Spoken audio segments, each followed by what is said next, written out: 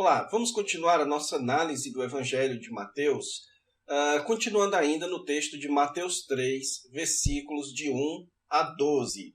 Nesse texto aqui, nós estamos ainda na parte inicial do Evangelho de Mateus, que é a parte da introdução ao rei, e nós estamos nessa parte que fala sobre a preparação do rei, que vai do capítulo 3 até o capítulo 4, versículo 11. Lembre-se que o argumento de Mateus, aqui nessas três partes, é mostrar que Jesus é o Messias, é narrar eventos históricos que apontam que Jesus foi reconhecido rei, e foi reconhecido rei antes do seu ministério começar, ok? Que ele, desde o seu nascimento, desde a sua linhagem, foi reconhecido rei. Ele foi reconhecido Messias, rei, por causa do nascimento virginal, por causa da adoração dos magos, por causa do local onde ele nasceu, também por causa da fuga do Egito, dele sair do Egito, por causa da matança dos inocentes e também por causa da ida para Nazaré. Todos esses foram fatos que apontaram Jesus como Messias, e agora então nós teremos aqui outros fatos, agora Jesus já adulto, certo? Que demonstram que Jesus é o Messias. E esses fatos dizem respeito à sua preparação, aos momentos anteriores do seu ministério. Esses fatos dizem respeito à pregação de João Batista, ao batismo de Jesus e também à sua tentação, ok? Nós começamos na aula passada a ver este primeiro fato da preparação de Jesus que aponta Jesus como Messias, que é a pregação de João Batista, que vai do capítulo 3, versículos de 1 a 12. Eu comentei com vocês que João Batista começou a sua pregação dizendo: arrependei-vos porque está próximo o reino dos céus. Na aula passada eu expliquei dois aspectos dessa declaração que são muito importantes de nós compreender. Em primeiro lugar, o arrependimento mencionado aqui por João Batista e que depois vai ser mencionado por Jesus é o arrependimento de uma vida, é uma mudança de vida, não é apenas uma mudança de mente ou de pensamento. É você estar em um estado separado de Deus, em um estado de insubordinação a Deus, para uma posição de pacto, de aliança, de subordinação a Deus, ok? Então lembre-se do contexto pactual dessa declaração, arrependei-vos. O segundo aspecto aqui dessa declaração é a afirmação da razão pela qual eles deveriam se arrepender, porque está próximo o reino dos céus. Nós vimos que essa expressãozinha aqui, está próximo, ela tem o peso de chegou, ok? Então, algumas traduções em português traduzem assim, porque chegou o reino dos céus.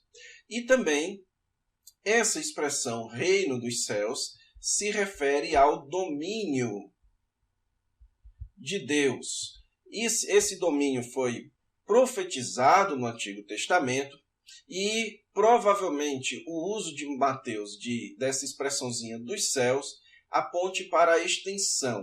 Esse é um reino de Deus que é dos céus e sobre a terra, ok?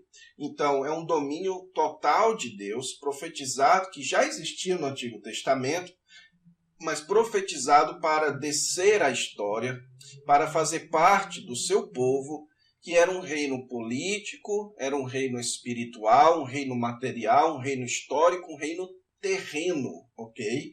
Prometido no Antigo Testamento para a era messiânica. Então, a pregação de João Batista é que chegou a era messiânica, chegou o rei e, portanto, chegou o reino. E é exatamente isso que João Batista, ou que Mateus vai nos explicar sobre João Batista agora a partir do versículo 3. A partir do versículo 3, Mateus vai nos dar aqui uma série de informações sobre João Batista que credibiliza a sua pregação a respeito de Jesus. Então é por isso que aqui no versículo 3, ele começa com a seguinte cláusula, porque este é o. Essa cláusula aqui, irmãos, ela é chamada de pesher, ok? O que é um pesher? Isso era uma forma de interpretação do Antigo Testamento que apontava cumprimentos. E geralmente os peshers, que eram escritos de interpretação do Antigo Testamento, eles pegavam fatos atuais e diziam que este fato se refere àquilo. Um outro caso em que isso acontece é em Atos capítulo 2, quando o Espírito Santo desce. Então Pedro vai pregar e diz: vocês pensam que esses homens estão loucos ou bêbados? Não. Isto é aquilo que foi dito pelo profeta Joel. Então ali Pedro vai fazer um pesher. Ele vai dizer que aquele fato ali se refere àquela profecia. Então essa partícula, porque este é aquele, ou porque isto é aquilo, é uma partícula de cumprimento de profecia, ok? Então, essa expressão, porque este é o, tem o peso das expressões anteriores, dizendo porque isto se cumpriu, ok? Então, o que Mateus vai nos explicar é que João Batista é cumprimento de profecia também.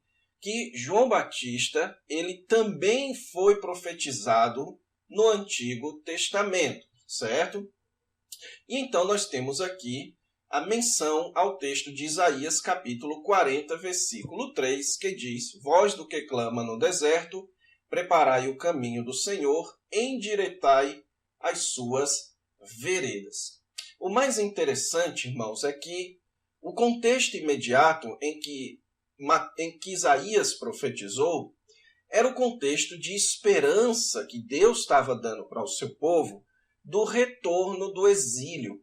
Então, endireitar o caminho do Senhor era preparar o caminho de volta de Israel. Eram os trabalhadores que iam preparando as estradas para o retorno de Israel para a sua terra depois do cativeiro babilônico. Então, o contexto imediato era um contexto de esperança. E no Antigo Testamento, o período após o cativeiro babilônico, ele é muitas vezes utilizado como sendo uma prefiguração do período messiânico. Então, quando o texto diz voz do que clama no deserto, isso também aponta para o começo do período messiânico, da chegada, da esperança do Messias. Mas alguns textos ainda mais diretos, como Malaquias capítulo 3, versículo 1, eis que eu envio o meu mensageiro, que preparará o caminho diante de mim. Você tem aqui uma menção a uma profecia de alguém que iria preparar o caminho do Messias, ok? Então, tanto Isaías quanto Malaquias fizeram profecias a respeito da chegada de João Batista. Então, esse é o primeiro argumento de Mateus para demonstrar que João Batista era profeta. Então, ele é da linhagem dos profetas. Outro argumento, isso junta ao que foi colocado aqui no versículo 1, certo? De ele pregar no deserto, isso também é uma identificação profética. Mas no versículo 4, existe uma razão específica para Mateus mencionar a dieta e as vestimentas de João Batista. Nós não podemos imaginar que quando Mateus menciona o que João Batista vestia e o que João Batista comia, que ele estava apenas nos dando uma informação estética e dietética. Não. Mateus tem um propósito aqui a nos mencionar as roupas e a comida de João Batista.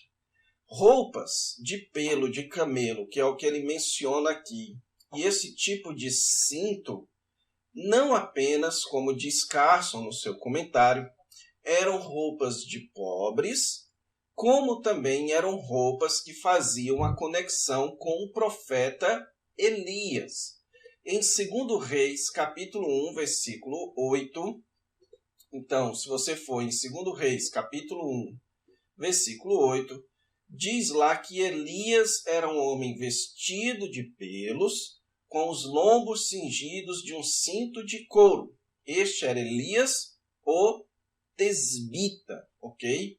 Então, ao mencionar as vestes de João, está-se aqui fazendo uma alusão dele a Elias. E naquela época, os judeus esperavam o retorno de Elias para preparar o caminho do Senhor Jesus Cristo, ou no caso, o caminho do Messias, que a vinda do Messias, a vinda do dia do Senhor, seria precedido pela chegada de Elias. Então, quando Mateus cita isso, ele está dizendo que este que precedeu Jesus é o Elias que haveria de vir, ok? E a sua menção também, a sua alimentação, mostra aqui também uma conexão aos profetas, ok? Tanto é que em Zacarias, capítulo 13, versículo 4, é dito lá que os falsos profetas, eles se vestiam de pessoas pobres para enganar as pessoas. Então, a menção aqui de Mateus, a vestimenta e a alimentação de João Batista, é para argumentar que ele era profeta, semelhante, então, o cumprimento da pessoa de Elias, ok?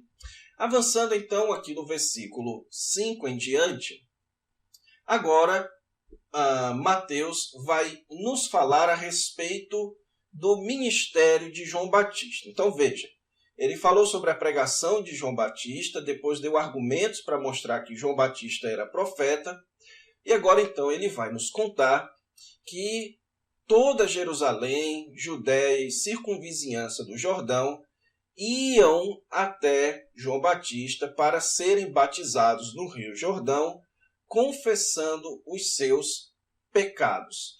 Isso é muito relevante, irmãos, mais uma vez, pelo contexto pactual, certo? Então, no Antigo Testamento, a confissão de pecados era muito importante e fazia parte do processo de expiação, ok? Então, no Antigo Testamento, tanto os sacerdotes como o povo deveriam ter a responsabilidade de confessar os seus pecados. E nos momentos de grande avivamento do povo de Israel, havia confissões públicas de pecado, ok? Então, quando o texto aqui está nos dizendo que as pessoas iam até João Batista para confessarem os seus pecados, então a ideia aqui era de um momento de avivamento antes da chegada do Messias, ok? Então, houve uma espécie de avivamento ali no meio do povo antes da chegada de Jesus, ok? E outro detalhe também que a gente precisa atentar aqui é que o versículo 6 diz que eles eram batizados confessando os seus pecados. Então, existem documentos antigos do historiador Flávio Joséfo, em que ele fala a respeito do ministério de João Batista e fala que João Batista exigia uma espécie de conduta preliminar para as pessoas serem batizadas, ok? Então, quando diz aqui que eles confessavam os seus pecados, isso era uma espécie de expressão pública dessa mudança, desse arrependimento que eles já haviam manifestado em suas vidas. Isso é o que João Batista, no versículo 8, vai chamar de frutos de arrependimento. Então, não é que João Batista batizava e exigia que as pessoas vivessem nova vida. Não. Ele batizava aqueles que já demonstravam que estavam dispostos, que já haviam retornado à sua relação com Deus na aliança e que agora então queriam se preparar para a chegada da era do Messias, ok?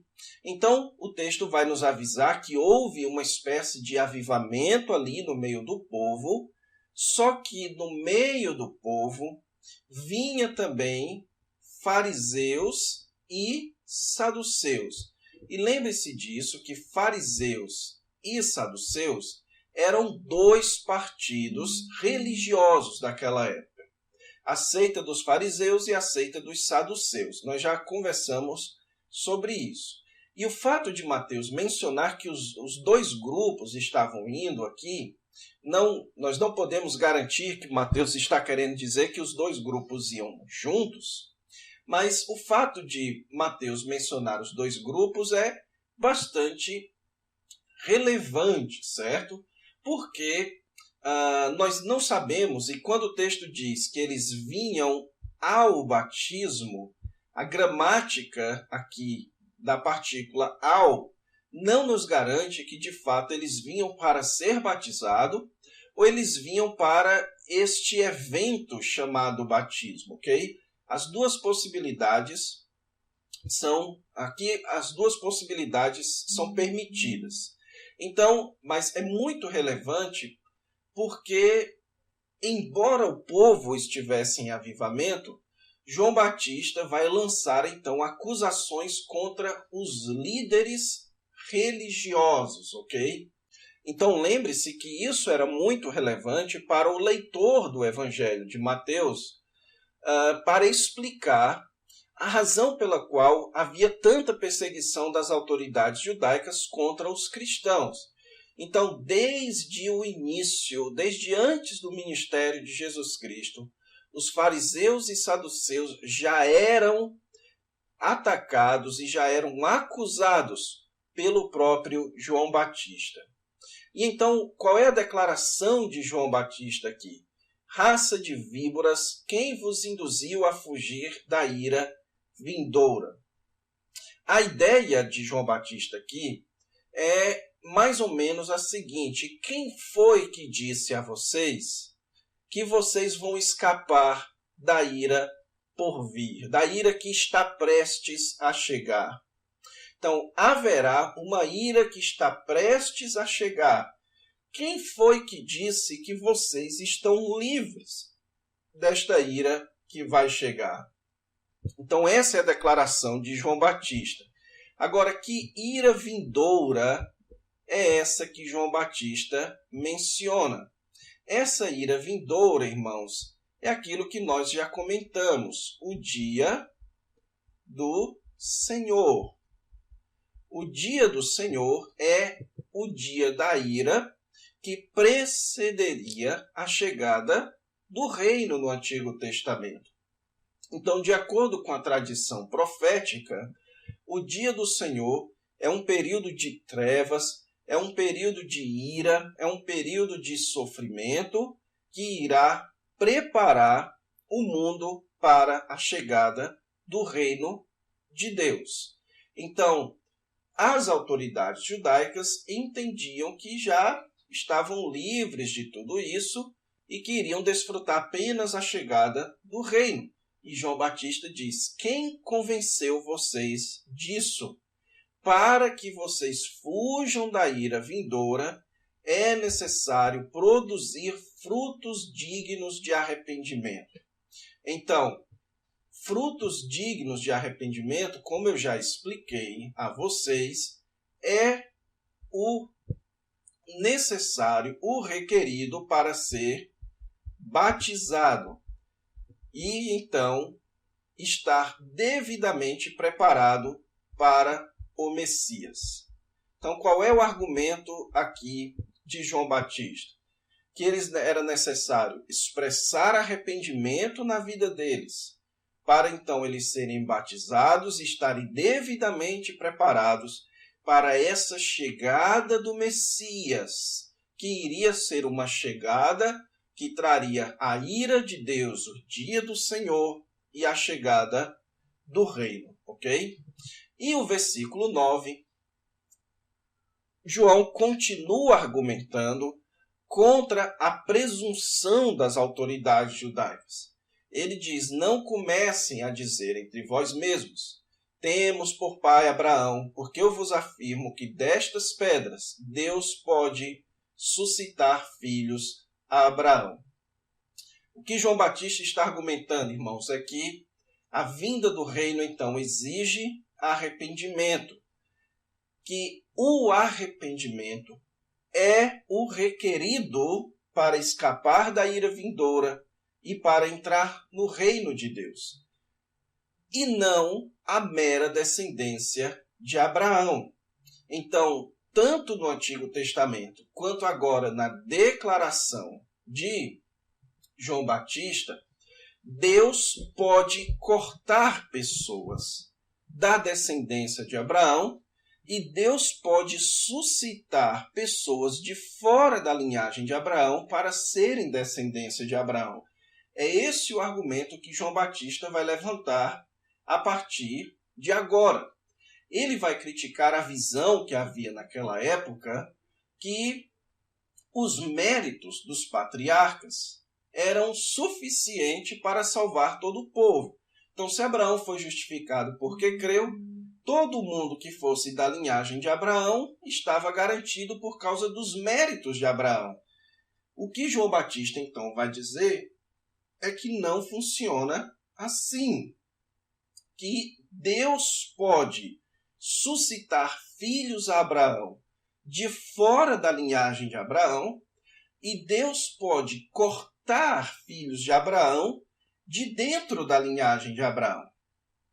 Então, você não pode se sustentar na sua linhagem abraâmica para fugir da ira vindoura e entrar no reino e desfrutar das bênçãos da nova aliança que estava prestes a começar.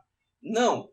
A base para garantir que você irá fugir da ira vindoura e desfrutar do reino é uma vida de arrependimento. É você arrepender-se da sua vida e se sujeitar a Deus e entrar em aliança com Deus. Isso sim é o que faz com que alguém fuja ou escape da ira vindoura. Então note aqui no versículo 10. Veja que em primeiro lugar ele diz que Deus pode suscitar pedras como filhos de Abraão, mas também que existe o machado à raiz das árvores, e que a árvore que não produz bom fruto é cortada e lançada ao fogo. Então, João Batista está utilizando duas imagens aqui.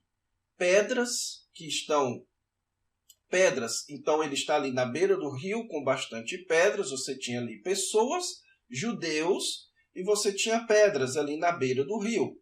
E João Batista está dizendo, dessas pedras Deus pode fazer surgir filhos de Abraão. Deus é soberano e ele considera quem ele quer como filho de Abraão. Mas também olhem para vocês, judeus, olhem para vocês, autoridades judaicas, que existe um machado que já está pronto para arrancar aquele que não produz bom fruto. Então, a vinda do Messias é também uma espécie de discriminação do Messias. Quando o Messias vier, ele vai revelar quem são os verdadeiros descendentes de Abraão, que podem ser da linhagem de Abraão e podem ser de fora da linhagem de Abraão.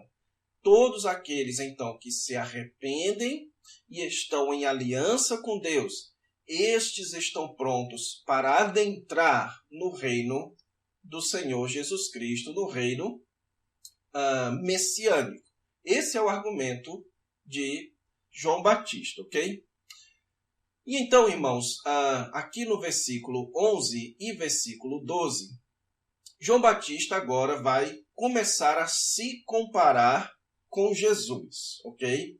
Então, Mateus já construiu aqui o seu argumento, mostrando que João Batista ele tinha uma pregação de que a era messiânica estava chegando, Também que ele tinha credenciais proféticas, esse foi o seu segundo argumento. O seu terceiro argumento foi a sua mensagem de juízo, que a era messiânica iria fazer uma divisão entre os verdadeiros descendentes de Abraão e os que não são. E agora, então, João Batista chegará no ápice do seu argumento, fazendo uma comparação entre si e o Messias, entre o seu ministério e o ministério do Messias.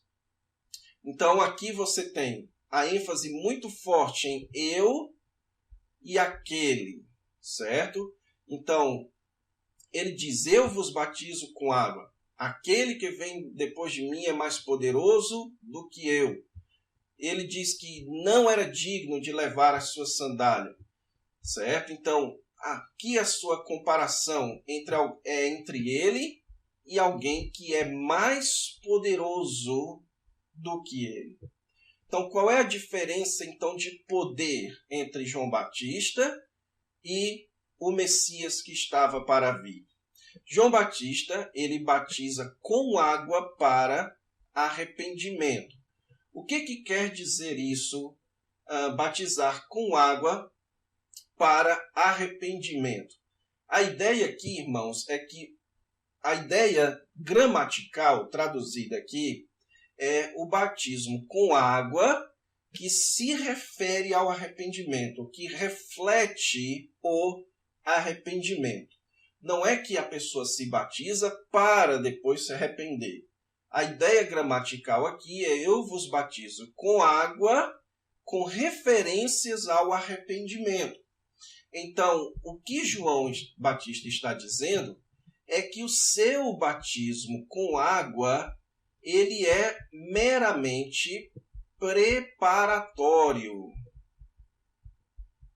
Ok? Que o seu batismo é apenas uma preparação. E que aquele que vem depois dele, o batismo que aquele que vem depois dele traz, não é mais um batismo de preparação. É um batismo decisivo. É um batismo de separação. E que batismo, então, é esse que o Messias trará? O texto diz que ele vos batizará com Espírito Santo e com fogo. Eu trouxe aqui um slide, irmãos, para a gente tentar entender bem esse texto, que é mais um daqueles textos que vai ter uma enorme relevância tanto para o restante de Mateus quanto para outros trechos do Novo Testamento. Então, o batismo com Espírito Santo e com fogo tem uma construção grega muito interessante. Aqui você tem um autós, que é o pronome pessoal do caso reto, que significa ele. O rimás, que significa vós. Então, ele, vós, batizei, que é o verbo batizar no futuro. E então você tem aqui essa partícula en, que está regendo pneumate, que é Espírito Santo, pneumate hagio, então Espírito Santo, certo? E puri, que significa fogo. Então note que você tem aqui uma preposição apenas, a preposiçãozinha en, e aqui tem uma partícula kai, que é a partícula i. Então, Espírito Santo e fogo. Nas nossas traduções, você tem aqui uma interpretação com o Espírito Santo e com fogo. Mas note que este com não aparece no texto original. Aparece apenas aqui, no ou com Espírito Santo e fogo. Isso nos sugere, irmãos, que, na verdade, João Batista está dizendo que Jesus, ou que o Messias, trará um batismo, ok? João Batista está mencionando apenas uma espécie de batismo, uma espécie de ato messiânico. É essa a ideia, que o Messias, quando vier, ele vai promover uma ação coletiva. E essa ação coletiva, ele pode ser experimentada de duas formas. Aqueles que são verdadeiros descendentes de Abraão desfrutarão das bênçãos deste batismo. Quais são as bênçãos deste batismo? O Espírito Santo, assim como é mencionado aqui no texto de Ezequiel 36, de 25 a 27. Porei dentro de vós o meu espírito, farei com que andes nos meus estatutos, aspergirei água pura sobre vós. Então aqui, João Batista está mencionando desse batismo que Jesus trará, e que então aqueles que estiverem em aliança com Deus desfrutarão o aspecto positivo desse batismo, que é a bênção do Espírito Santo. E aqueles que estiverem em rebeldia contra Deus desfrutarão do aspecto negativo desse batismo, que é o fogo de julgamento. Muitos aqui, irmãos, como por exemplo Carson, ele entende que fogo aqui tem o caráter refinatório por causa da referência ao Espírito Santo, e como no Antigo Testamento, fogo também se referia ao Espírito ou ao caráter refinatório de Deus. Porém, o contexto aqui é muito mais forte do que o contexto do Antigo Testamento. O próprio contexto aqui do texto mostra estes dois aspectos do batismo de Jesus. Diz aqui, a sua pá, ele a tem na mão. Então, essa pá aqui é a ilustração para o batismo. Ele vai usar essa pá para fazer uma divisão no meio do seu povo. Ele vai recolher o seu trigo no celeiro, o que é algo bom. E como é que o trigo era recolhido? Ele era jogado para o alto, o vento levava a palha e então o trigo caía. Então, quem fazia a divisão entre a palha e o trigo era o vento. E a palavra traduzida por espírito é a mesma palavra para vento. Então, aqueles que recebessem o Espírito Santo iriam ser colocados no celeiro.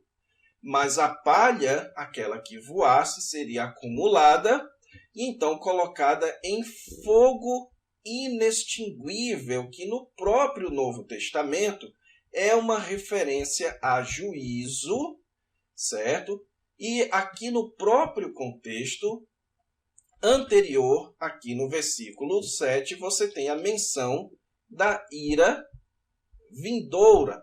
Então, o que o versículo 12 está falando é do que é chamado dia do Senhor, que é um dia em que Jesus vem em salvação, em juízo. O Messias vem em salvação e juízo. Aqueles que estão em aliança com Deus desfrutam na salvação do Messias. Aqueles que não estão em aliança com Deus e, portanto, quer sejam da linhagem de Abraão, quer não, eles irão para o juízo inextinguível, que a chegada do Messias, ela será decisiva, ela promoverá uma separação no meio do povo, entre aqueles que vão desfrutar da bênção messiânica e do reino, e aqueles que vão ser excluídos dessa era. Então, essa é a pregação de João Batista, que prepara as pessoas para a chegada de Jesus. E note, irmãos, como Mateus é honesto aqui na sua descrição. Porque, pela declaração de João Batista, você já se pergunta assim, mas isso não aconteceu no ministério de Jesus. Ele promoveu, sim, uma separação, mas isso não está decisivo. O dia do Senhor, no própria declaração de Jesus, ainda há de chegar. Então, Mateus está falando aqui da pregação e daquilo que João Batista esperava. Somente depois, no decorrer do ministério de Jesus, é que nós vamos entender que esse batismo que o Messias trará, ele ocorre em duas etapas.